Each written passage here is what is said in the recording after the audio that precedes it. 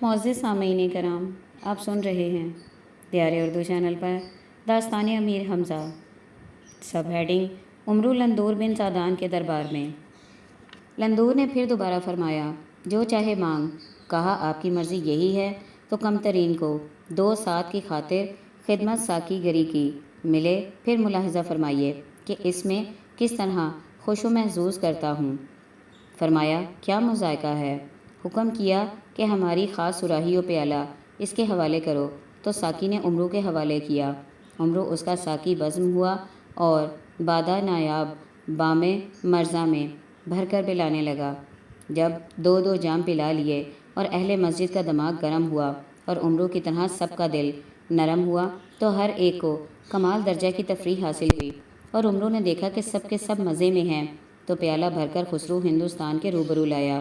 بادشاہ پینے میں محو ہوا تو عمرو نے بادشاہ کی آنکھ بچا کر ان سرد کے طاؤسوں میں جو تخت کے گوشوں پر لگے ہوئے تھے ایک طاؤس اٹھا کر بغل میں رکھا۔ بادشاہ نے دیکھا اور کہا، ظالم کیا کرتا ہے؟ کہا، شہر یار خاموش ہے، ایسا نہ ہو کہ کوئی سن لے۔ لندور اس حرکت سے بے اختیار ہنسا کہ تو عجیب مرد ہے، میری چیز چراتا ہے اور مجھے کہتا ہے کہ چپ ہو، میں جاتا ہوں، ایسا نہ ہو کہ کوئی سنے۔ بھلا چیز تو میری ہے، دوسرے کے سننے سے کیا ہوتا ہے؟ ارے تیری چوری میں بھی لطف ہوگا، یہ 4 طاؤس میں نے تجھے دیے۔ تب عمرو بہت خوش ہوا اور طاؤس اتار کر زنبیل میں رکھے اور دوسرا پیالہ بھر کر پھر بادشاہ ہند کے ہاتھ میں دیا۔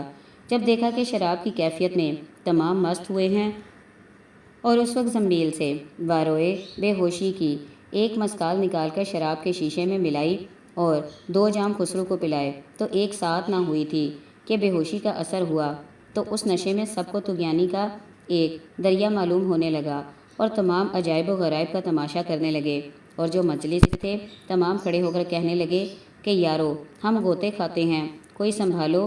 یہ کہہ کر سب لوگ زمین پر گر پڑے اور بے ہوش ہو گئے۔ عمرو نے یہ حالت دیکھ کر دست اندازی شروع کی۔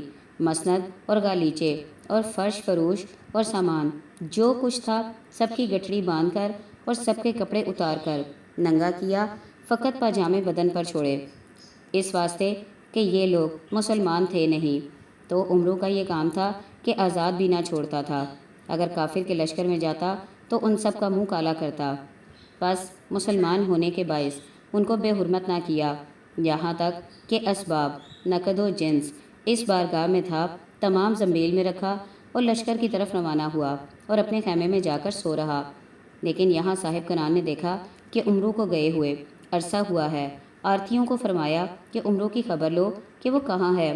لوگوں نے جا کر دیکھا کہ وہ اپنے خیمے میں بیٹھا ہوا ہے اور وہ اسباب جو لایا تھا اس میں سے قسم اول اور قسم دوم جدا کر رہا ہے۔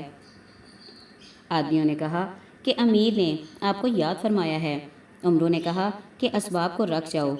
حضور کے فرستادوں نے کہا کہ اسباب سمیت آپ کو چلنا ہوگا۔ مجبوراً بما اسباب حضور میں آیا اور آداب گاہ سے آداب بجا لایا۔ امیر نے فرمایا، یہ اسباب کیسا ہے؟ کہا، لندور نے دیا ہے۔ فرمایا، تو جھوٹ کہتا ہے۔ امیر نے وہ تمام اسباب پہلوان عادی کے ہمراہ خسرو ہندوستان کو بھیجا اور کہلا بھیجا کہ اگر عمرو نے کچھ بے ادبی کی ہو تو مجھ کو بتاؤ کہ میں اسے سزا دینے کے لیے آپ کی خدمت میں بھیج دوں، اور کچھ تحفے دے کر روانہ کیا۔ سب ہیڈنگ لندور بن سعدان اور امیر حمزہ۔ راوی بیان کرتا ہے کہ عادی کو امیر نے لندور بن سعد کی طرف بھیجا، اور وہاں جو عمرو یہ حرکت کر کے آیا تھا، جس وقت بما خسرو تمام کی بے ہوشی اتری، ہر ایک نے اپنے آپ کو برہنہ پایا اور بارگاہ خراب دیکھ کر حیران ہوئے۔ فرمایا، کیا معاملہ ہے؟ سب نے حمام میں جا کر غسل کیا اور پوشاکیں منگوا کر پہنی۔ فرش دوبارہ ہوا۔ یہ اسی تردد میں تھے کہ عیاروں نے خبر دی کہ نوشیروان کے داماد نے اپنے ایک سردار کو بطور ایلچی بھیجا ہے، سو وہ لشکر میں داخل ہوا چاہتا ہے کہ کوئی دم میں حضور کے پاس آئے، یہاں سے بھی کئی سردار اس کے استقبال کو جائیں اور عزت کر کے لائیں۔ جس وقت عادی خسرو ہندوستان کی بارگاہ میں آیا، شرط آداب بجا لایا اور جو لایا تمام پیش کیا اور امیر کا پیغام دیا، تو لندور بہت خوش ہوا اور عادی کی بہت عزت کی اور خلت فاخرہ مادی کرب کو عنایت فرمایا۔ امیر نے جو تحفے بھیجے تھے وہ تمام لیے جو اسباب عمرو لے گیا تھا واپس کر دیا اور کہا یہ ہماری طرف سے عمرو کو دینا اور کہنا ہم نے تم کو معاف کیا، اور امیر کی خدمت میں بعد نیاز کے عرض کرنا کہ میں عمرو کا نہایت شائق ہوں، اسے فرمائیے کہ صورت اصلی میں آئے۔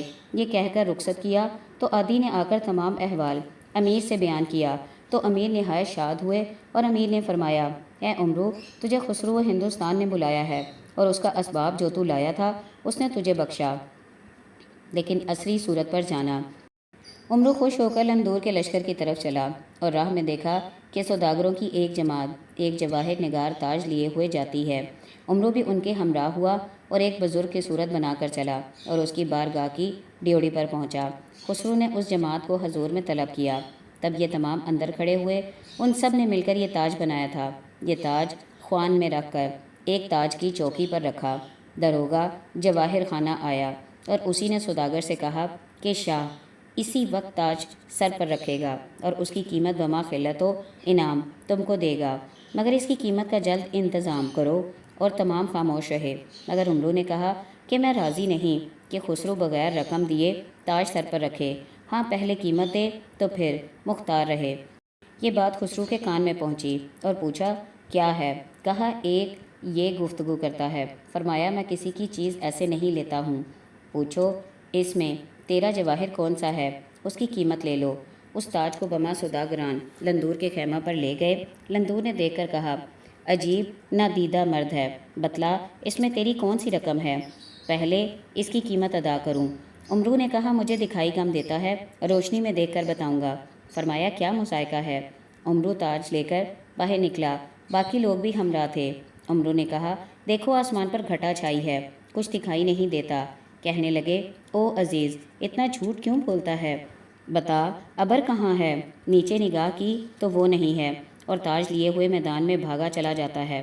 لوگ دوڑے لیکن اس کی گرد کو بھی نہ پہنچے تو تمام نے بادشاہ سے عرض کی خسرو آپ ایک ہاتھی کے پاٹھے پر سوار ہو کر اس کے پیچھے چلا۔ عمرو کو روکا، تب وہ ایک پہاڑ کے دامن میں بھاگا، لیکن وہاں جا کر دیکھا تو کسی طرف کی راہ نہیں ہے۔ حیران ہوا کہ اب کہاں جاؤں، تو ایک آسیہ بان کا گھر نظر آیا تو دوڑتا ہوا آسیہ بان کے پاس آیا اور اس سے کہا کہ بادشاہ ہندوستان نے تیرا سر کاٹنے کو فوج بھیجی ہے۔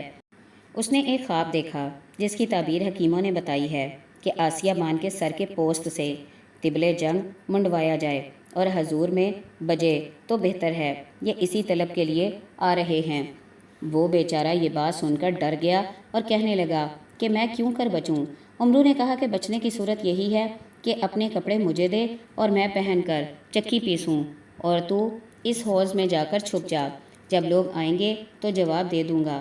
اس نے دعا دی اور کپڑے اتار کر حوض میں گیا اور عمرو اس کے کپڑے پہن کر بیٹھا۔ تب لندور نے پوچھا کہ یہاں ایک شخص اس شکل کا آیا ہے، وہ کہاں ہے؟ کہا اس حوض میں ہے۔ لندور نے اپنے کپڑے اتارے اور حوض میں اترا تو عمرو نے تمام لباس لندور کا بھی لیا۔ درے کے منہ پر اس کی فوج کھڑی تھی، وہاں آیا اور کہا خسرو نے مجھے نشان دیا ہے اور 200 تمن مجھے دلائے ہیں۔ ان میں سے 200 تمن روپوں کو لے کر اپنے لشکر کی طرف روانہ ہوا۔ وہاں لندور نے پانی میں اتر کر اس آسیہ بان کو پکڑا اور کہا باہر نکل۔ اس نے اپنے سر کو چکر سے مار کر کئی زخم کیے اور کہا اب سر کا چمڑا خراب ہو گیا ہے اور کسی کام کا نہیں رہا۔ لندور یہ سن کر حیران ہوا کہ یہ کیا کہتا ہے۔ جب اس مضمون سے واقف ہوا اور دیکھا تو وہ نہیں ہے، تب سمجھ لیا کہ وہ عمرو ہی تھا جو میرا لباس لے گیا۔ لوگوں سے پوچھا کہ کوئی آدمی ادھر سے گیا ہے؟ کہا کوئی نہیں، مگر آپ نے جسے اپنا نشان دے کر بھیجا ہے وہ 200 تمن لے کر البتہ اس طرف گیا ہے۔ خسرو عمرو کی ظرافت دیکھ کر عاشق ہو گیا اور دوسری پوشاک منگوائی اور پہن کر اپنی فوج کو رخصت کیا اور آپ اکیلا امیر کے لشکر کی طرف روانہ ہوا۔ عیاروں نے یہ خبر صاحب کران کو دی کہ لندور آیا ہے۔ امیر نے سرداروں کو استقبال کے لیے روانہ کیا۔ لندور جب امیر کی بارگاہ میں آیا تو امیر نے اس کی تعظیم کی اور ایک کرسی مرثا نگار پر اپنے پہلو میں بٹھایا اور اس کے واسطے جشن کی تیاری کی۔ لندور امیر کا حسن سلوک دیکھ کر نہایت خوش ہوا اور کہا عمرو کہاں ہے؟ اس کی صورت کا مشتاق ہوں، اور جب وہ میرے پاس جاتا ہے تو اصلی صورت سے نہیں جاتا، اس کو اس وقت بلوائیے۔ امیر نے عمرو کو طلب کیا، وہ بارگاہ دانیال میں آ کر آداب بجا لایا اور خسرو ہندوستان کو دعا دے کر اپنی کرسی پر بیٹھا۔ لندور نے کہا، اے عمرو، وہ تاج بھی ہم نے تجھ کو معاف کیا۔ ہمارا جی چاہتا ہے تو اسی صورت میں ہمارے پاس آیا کر، لیکن اس وقت میں کمال اشتیاق سے تیرے پاس آیا ہوں، مجھے اس وقت خوش کر۔ عمرو نے اٹھ کر گانا اور بجانا شروع کیا۔ خسرو نے اس وقت بھی عمرو کو بہت سا انعام دیا اور کہا، آفرین، واقعی ہم نے تیرے برابر اور کوئی نہیں دیکھا۔ غرض تمام روز جام شراب گردش میں رہا اور بزم گرم رہی۔ جب شام کا وقت قریب آیا تو خسرو ہندوستان نے امیر سے کہا، جو عرض آپ سے ہم نے کی وہ آپ کو قبول ہے یا نہیں؟ فرمایا، حق کے دوستی آپ بجا لائے، لیکن مجھ کو شاہ ہفتے کشور نے لڑنے کو بھیجا ہے۔ یہ سن کر لندور نے کہا کہ اس بات کا ارادہ نہ کریں، دشمنوں نے آپ کے مارنے کی تدبیر کی ہے، اس بات سے ہاتھ اٹھائیے اور صلح کیجیے۔ لشکر اور خزانہ چاہیے تو حاضر ہے، اگر فرمائیں تو فوج لے کر آپ کے ہمراہ جا کر نوشیروان کو مار کر آپ کو ایران کا بادشاہ کروں کہ اس کا تمام ملک آپ کے زیر فرمان رہے، اور پھر اپنے یار جانی سے بخوبی ملاقات کیجیے۔ امیر نے کہا کہ مجھے تو تمہارا سر کاٹنے کو بھیجا ہے، تو لندور نے اپنی کمر سے تلوار کھول کر امیر کے روبرو رکھ دی اور سر جھکا دیا اور کہا کہ آپ کو یہی منظور ہے تو سر کاٹ لیجیے۔ فرمایا، اس طرح نامرد کاٹتے ہیں، ہاں میدان میں اگر کارسازی جنگ سے ہو تو مذائقہ نہیں، یا تم میرا سر کاٹ لو یا میں تمہارا۔ لندور نے کہا، اگر آپ نہیں مانتے تو ناچار میں حاضر ہوں، خیر اب میں جاتا ہوں، کل طبلِ جنگ بجوائیں۔ امیر نے کہا، پہلے میں ہرگز طبل نہ بجواؤں گا کہ میرے یہاں منع ہے۔ یہاں باتیں ہو رہی تھیں، یہی باتیں ہو رہی تھیں کہ اچانک مرتبہ صحرا کی طرف سے سیاہ تاریک و تیرہ خیز گرد اٹھی۔ گرد کو آخر مکراز باد نے گریباں چاک کر دیا اور اس میں 40 علم پیدا ہوئے اور 40,000 سوار کا نشان، اور فوج کے آگے ایک علم خوب پیکر اور اس کے سایہ میں گستم بن اشک ساسانی دکھائی دیا، اور ان دونوں لشکروں کے درمیان میں ایک طرف اس کا لشکر بھی اترا، اور امیر اس کو دیکھ کر حیران ہوئے کہ یہ کیوں آیا۔ لندور نے امیر سے رخصت چاہی اور اپنے لشکر میں جا کر طبلِ جنگ کا حکم دیا، اور اس کے لشکر سے دم برق آواز بلند ہوئی۔ یہ خبر عیاروں نے صاحب کران کو پہنچائی۔ فرمایا کہ ہمارے لشکر میں بھی آواز طبل سکندری بلند ہو۔ دونوں طرف لشکر میں تیاری ہونے لگی اور ہر جوان تلواروں کو خرچ اور چاقو آئینہ سیکل کرنے لگا، اور ہر ایک آپس میں اور یا روبرو یا برادرار سے ملنے لگا کہ خدا جانے صبح کو کون مارا جائے اور کون زندہ رہے۔ دونوں لشکر جنگ کی کارسازی کرنے لگے۔ ادھر گستم نے بھی اپنے لشکر میں طبلِ جنگ بجوایا۔ عمرو نے کسی کو خبر نہ کی کہ اس کے لشکر میں گیا اور اس کے خیمے میں جا کر لوگوں سے کہا کہ گستم کو خبر دو کہ عمرو آیا ہے۔ اس نے سن کر اندر بلوایا۔ عمرو نے جا کر سلام کیا اور اس کے پاس جا کر بیٹھا۔ گستم نے احوال پوچھا اور عمرو نے کہنا شروع کیا۔